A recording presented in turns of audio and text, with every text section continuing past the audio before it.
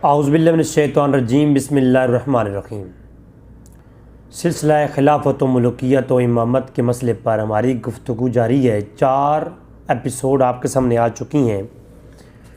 چوتھی ایپیسوڈ کے اندر ہم نے شیعہ علماء کی معتبر کتابوں کے کچھ حوالہ جات کو کوٹ کیا تھا، اور مولا علی کرم اللہ وجہ الکریم علیہ السلام کے ایک خطبے جو نہج البلاغہ کے اندر موجود ہے اس پہ ہم نے تذکرہ کیا تھا بڑی تفصیل کے ساتھ۔ آج کی نشست میں ہم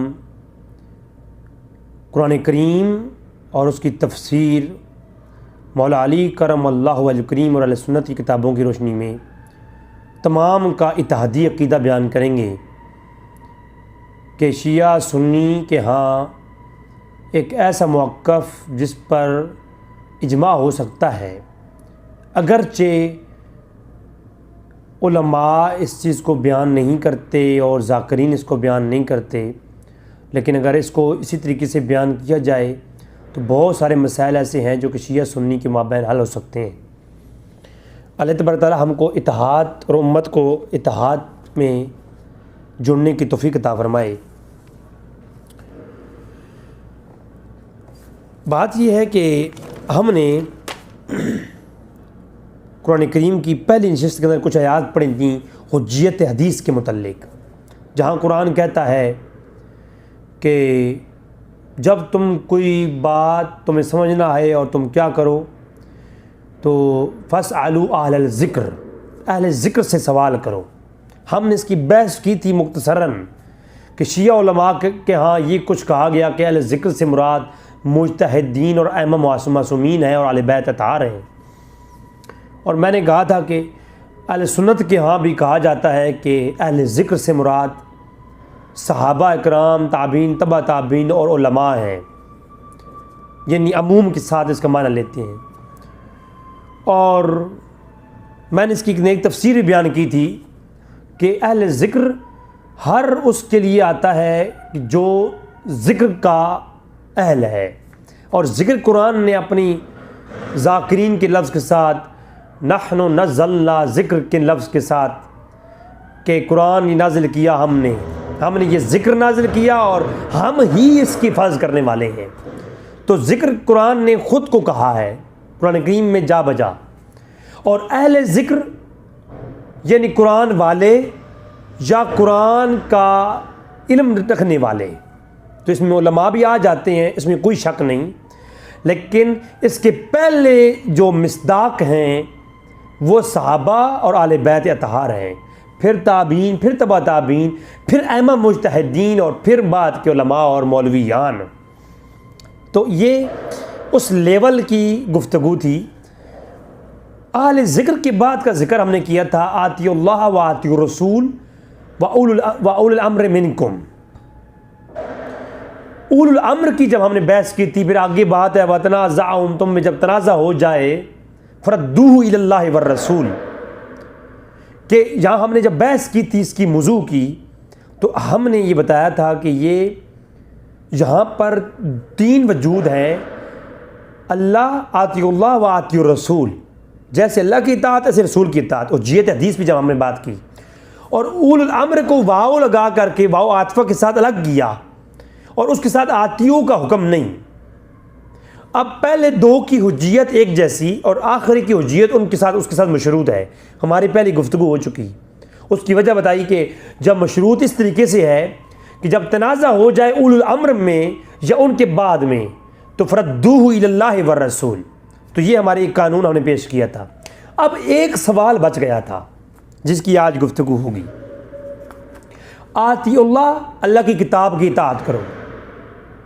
آتی الرسول، یہ وہ معنی ہے جو شیعہ سنی کے یہاں اتفاق ہے جس پہ، کہ آتی اللہ سے مراد اللہ کی اطاعت ہے، کتاب کی اطاعت ہے، اور آتی رسول سے مراد اللہ کے نبی کی اطاعت ہے، سنت جس کو ہم کہتے ہیں، اللہ کے نبی کی حدیث، اللہ کے رسول کی جو سنت ہے اس کی اطاعت ہے۔ اب اول الامر منکم کی جو بحث تھی اس میں صحابہ اور تابعین آتے ہیں۔ اب اس پہ ایک دلیل کیا ہے؟ پچھلا خطبہ میں نے نہج البلاغہ کا پڑھ دیا، لیکن آج پھر میں نہج البلاغہ کے خطبے کو اور اہل سنت کی کتابوں کی کچھ حوالہ جات آپ کے سامنے رکھوں گا۔ امام مالک نے اپنی کتاب موطا امام مالک کے اندر، پہلے آپ اہل سنت کی کتابوں کو دیکھیں، اہل سنت کی اس بات کو دیکھنے کے بعد پھر چلتے ہیں شیعہ کے ہاں۔ آپ دیکھیں کہ مماثلت دیکھیں، آپ کتابوں میں ان مسائل کی مماثلت موجود ہے، مگر نہ ذاکرین پوری بات بتاتے ہیں، اور ادھر جو ہے جو علماء اہل سنت ہیں وہ بھی اس متعصبانہ طریقے سے بتاتے ہیں کہ کوئی سننے کو تیار ہی نہیں ہوتا۔ اب آپ دیکھیں، جب میں سب کی نہیں کر رہا یہ بات، یہ جو خطیب حضرات ہیں ان کی بات کر رہا ہوں، علماء حقہ کی بات نہیں کر رہا جو ہمیشہ کتابیں لکھتے ہیں، دلائل دیتے ہیں اور اتفاق کی بات کرتے ہیں، میں ان کی بات نہیں کر رہا، ٹھیک ہے۔ اور ان چیزوں کو سمجھنے کے لیے تصفیہ جو شیعہ ما بین اہل سنت و شیعہ کی کتاب ہے، اس موضوع پر تصفیہ کے نام سے جو تصفیہ ہے بین اہل سنت و شیعہ، جو کہ پیر میر علی شاہ صاحب کی کتاب ہے، میں چاہوں گا کہ وہ سب لوگ پڑھیں، پھر آپ کو اہل سنت کا موقف معلوم ہوگا۔ اور ایسی اور کئی کتابیں لکھی گئی ہیں شیعہ اور سنی کے مابین ایسے معاملات پہ کہ جن پہ اختلاف بنتا نہیں ہے، مگر اختلاف کو راجع کیا گیا ہے۔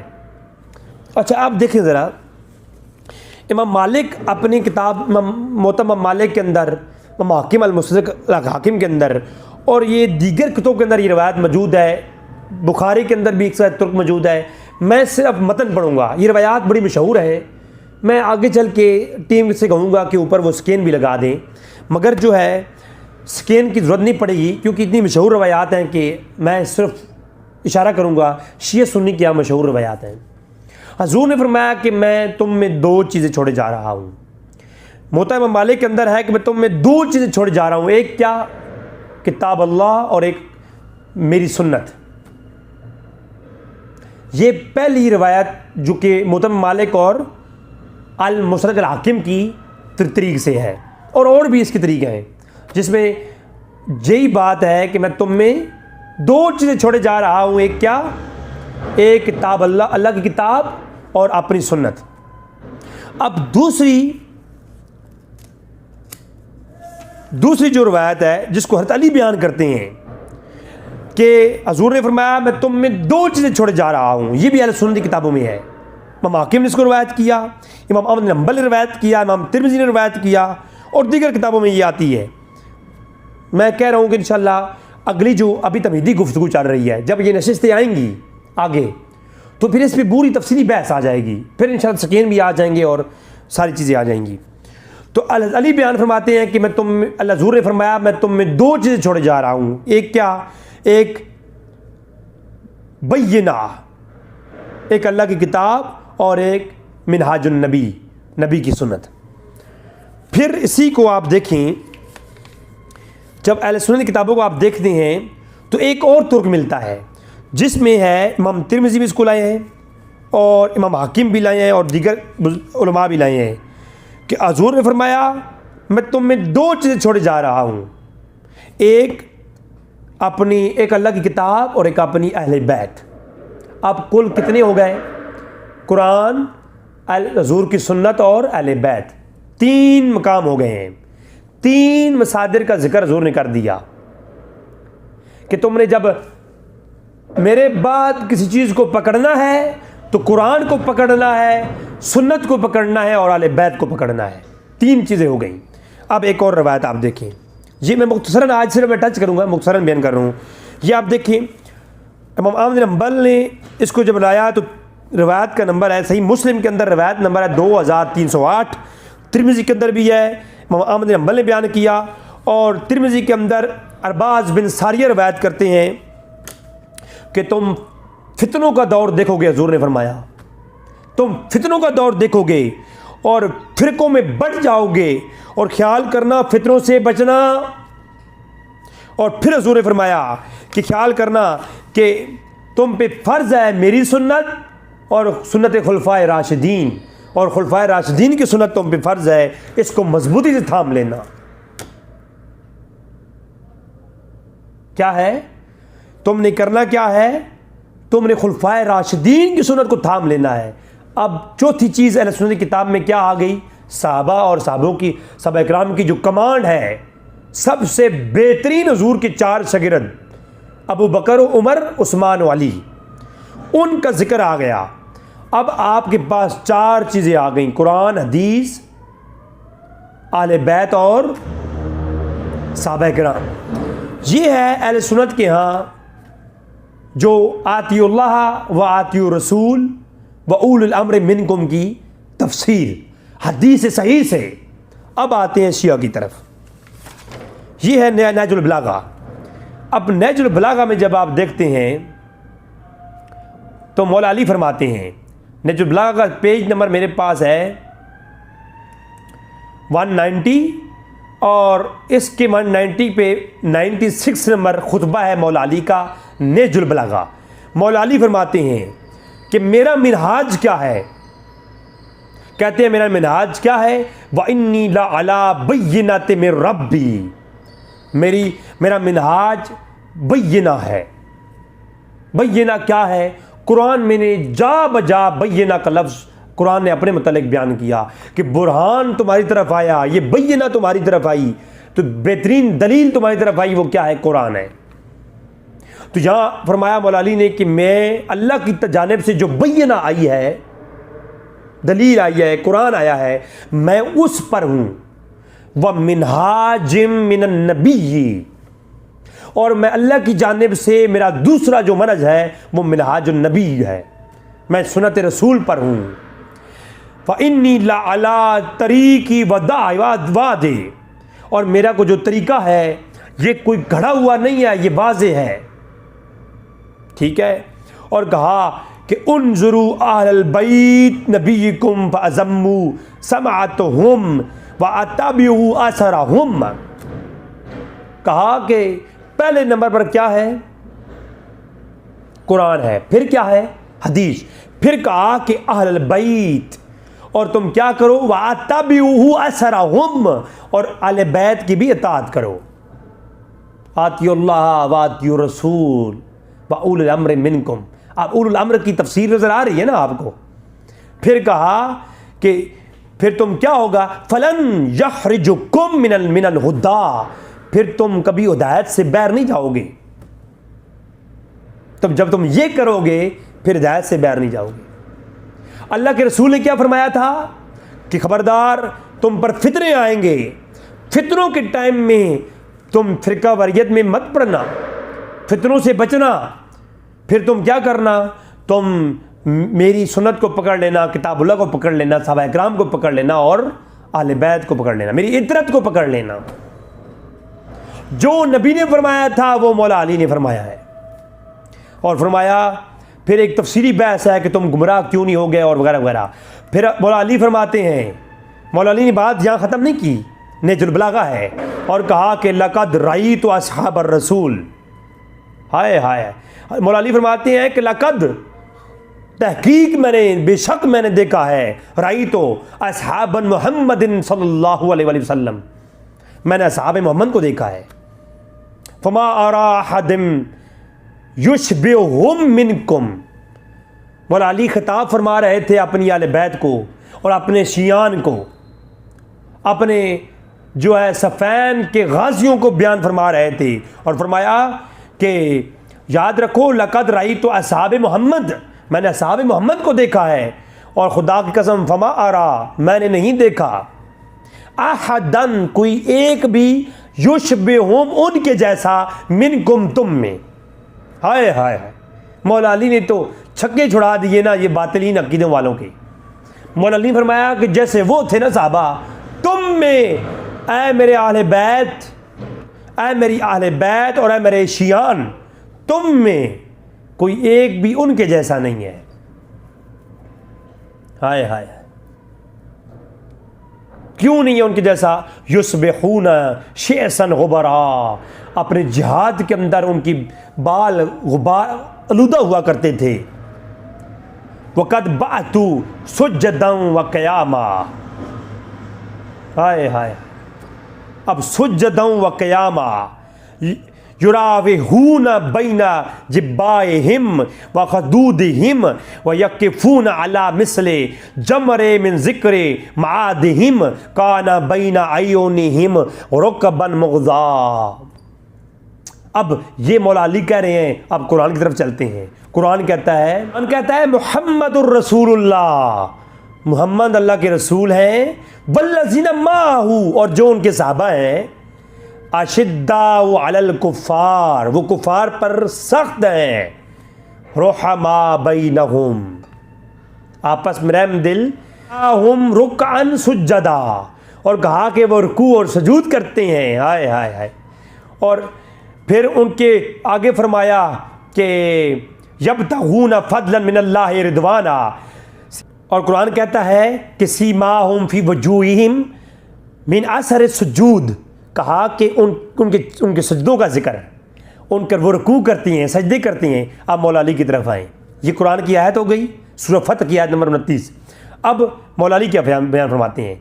मौला अली फरमाते हैं कि वक़द बातू, उनके वो क्या था, वो गुबार आलूदा, जिहाद में वो गुबार आलूदा होते थे, और फ़क़द बातू सुज्जदम व क़यामा, उधर कुरान क्या कह रहा है कि वो सजदे करते हैं, उनके माथों पर, पेशानियों पे निशान है सजदों के।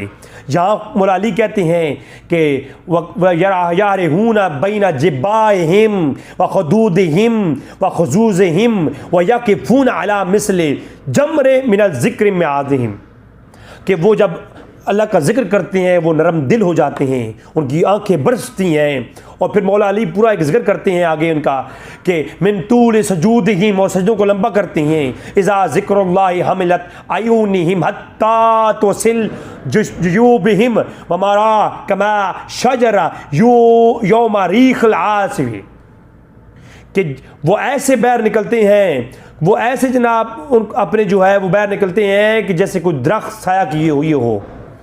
तो और क़यामत का जब जिक्र किया जाता है तो वो ऐसे जो है वो रोते हैं, अपने दिल ऐसे नरम कर लेते हैं, और अल्लाह तबारक तआला की तरफ से उनके लिए सवाब ही सवाब है।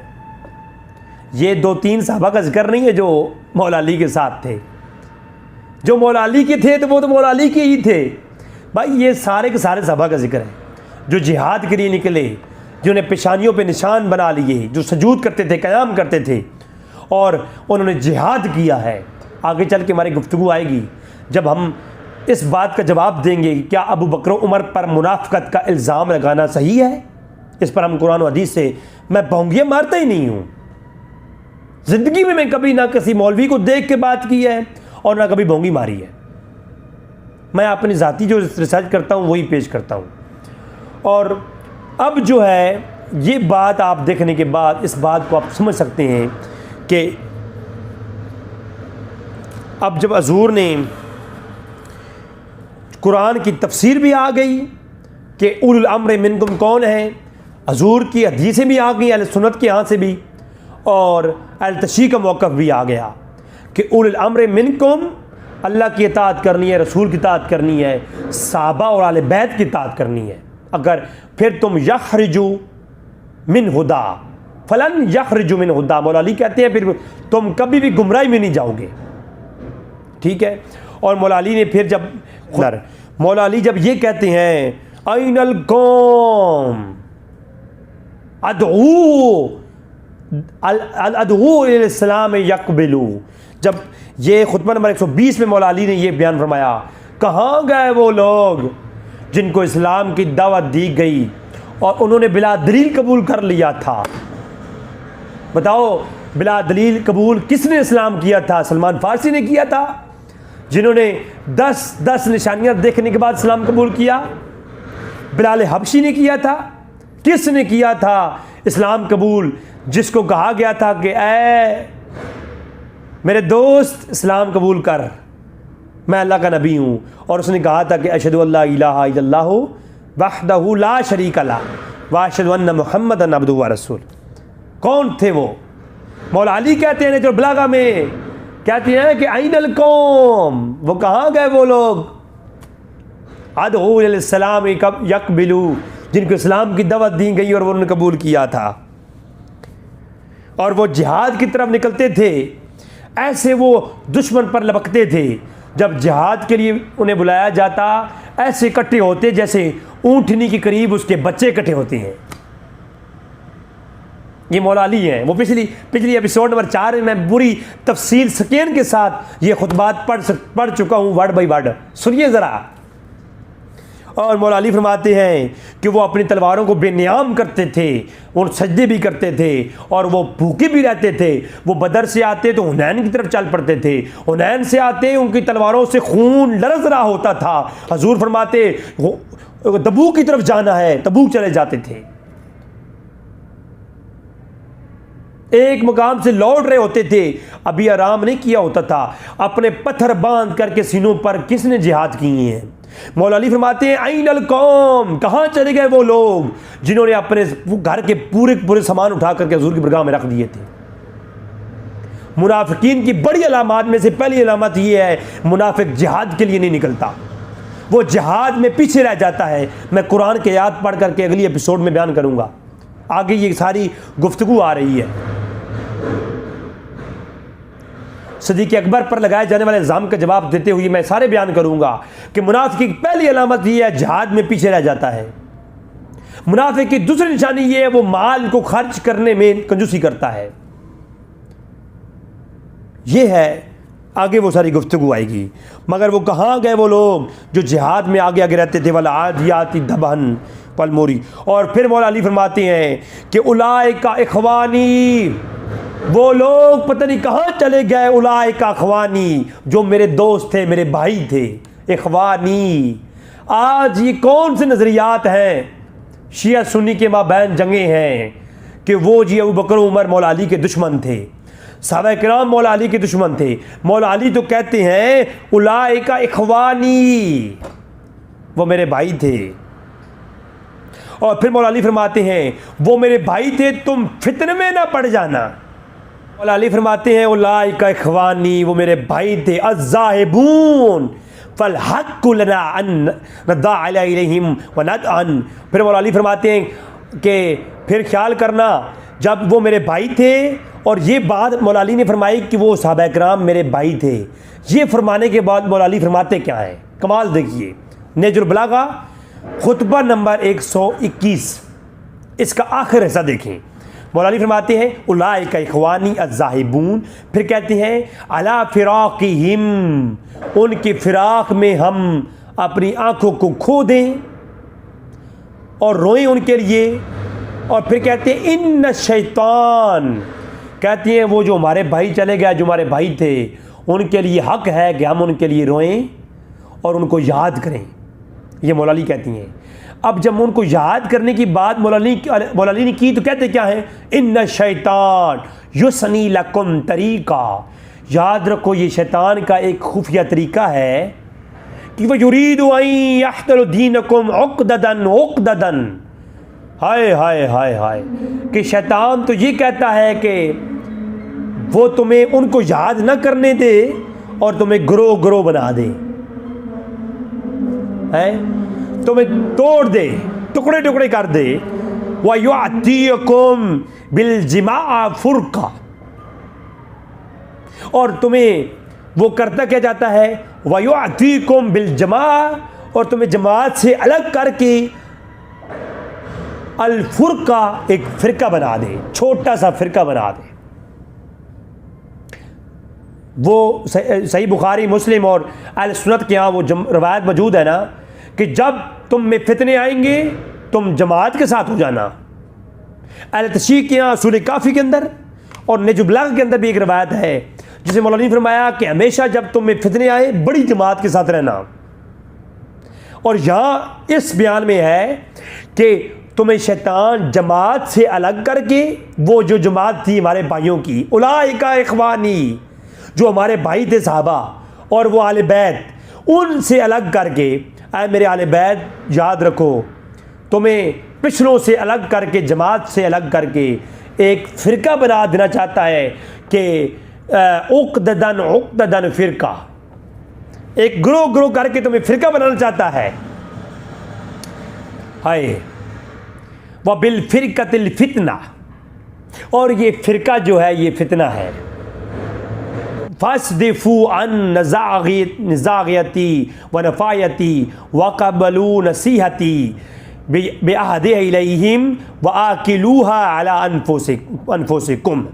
کہا کہ تمہیں میں نصیحت کرتا ہوں ہمیشہ فتنوں سے بچنا، اللہ کی پناہ لینا، نفع کا سودا کرنا اور میری نصیحت کو قبول کرنا، ہدایت کی طرف جانا اور گمراہی سے بچنا اور اپنے نفس کی پیروی نہ کرنا اور جماعت کے ساتھ رہنا، فرقوں میں مت بٹنا. اب یہ ہے بات کس کی؟ مولا علی کی نہج البلاغہ میں. اور اہل سنت کی ہاں وہ روایت پیش کر چکا کہ تمہارے عنقریب وہ ارباز بن ساریہ کی روایت ہے جامع ترمذی میں بھی، مسلم میں بھی، کہ تم فرقوں سے بچنا، فتنوں سے بچنا، اور تم کیا کرنا کہ تم خلفائے راشدین، میری سنت کو اور خلفائے راشدین کی سنت کو اپنے اوپر لازم کر لینا. یہ ہے آج کی گفتگو، جس کا آخری جو ہے وہ نچوڑ یہ ہے کہ ہمارے لیے یہ حجت کیا ہے. قرآن، آتی اللہ و آتی الرسول، اللہ کے رسول کی اطاعت، و اول الامر منکم میں صحابہ اور آل بیت، صحابہ اور آل بیت. مولا علی نے بھی یہ تفسیر کی ہے اور اہل سنت کے علماء میں ان کی حدیثوں میں اللہ کے رسول نے بھی یہ تفسیر کی ہے کہ میرے خلفائے راشدین کی سنت کو پکڑ لینا، میری اہل بیت کو پکڑ لینا. میں یہ نہیں کہہ رہا کہ ہر صحابی جو ہے اس کی سنت کو آپ نے پکڑنا ہے. میں یہ کہہ رہا ہوں کہ حضور نے فرمایا تم پر لازم ہے خلفائے راشدین کی سنت کو پکڑنا. اب جن کی سنتوں کو پکڑنا لازم ہو ان کو ان کے اوپر تبرہ کرنے والوں کے اپنے عقیدوں کو سوچنا چاہیے. مولا علی کا نظریہ وہی تھا، اولئک اخوانی، یہ نظریہ تھا مولا علی کا. تمہارا نظریہ کیا ہے؟ اللہ تبارک تعالیٰ سے دعا ہے رب تعالیٰ میں سمجھنے کی جو ہے وہ سمجھ توفیق عطا فرمائے، اور ہمیں قرآن، حدیث، آل بیت اور صحابہ کرام کی طریق پر چلنے کی توفیق عطا فرمائے. وما علینا الا البلاغ المبین.